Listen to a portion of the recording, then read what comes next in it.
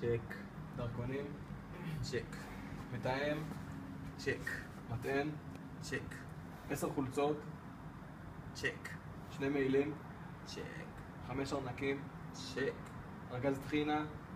צ'ק. גז פלפל? צ'ק. כסף? צ'ק. כסף למשטרה? כסף במשטרה? שוחד.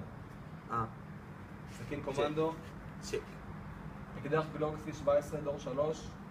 אמריקאי? אמריקאי. צ'ק.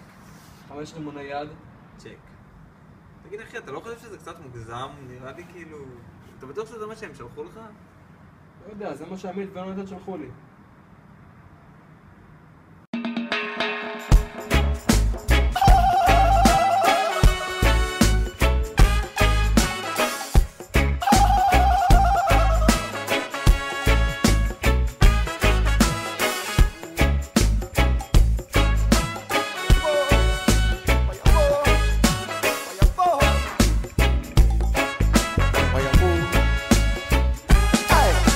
לפעמים השושנה מרקידה את הורדים, הקרח שהפשיר ומחמם את סביבתו.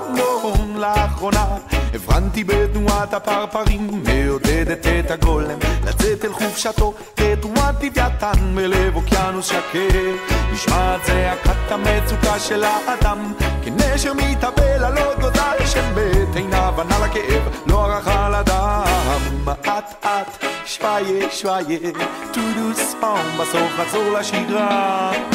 מעט מעט שוואיה שוואיה נשתף את החיוך, נפיק רק טוב מהרע. וואי בוא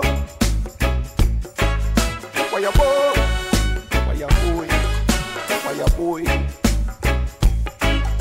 וואי בוא. לפעמים האהבה מרקידה את העצב, האש ששורפת מקררת את הגחל. פתאום גיליתי יש צד לאויב והטוב בא. Wow, amigo, non credo che Garo abbiamo studiato spagnolo e settimana. Anche guardare quanto bene si parla spagnolo. Ah,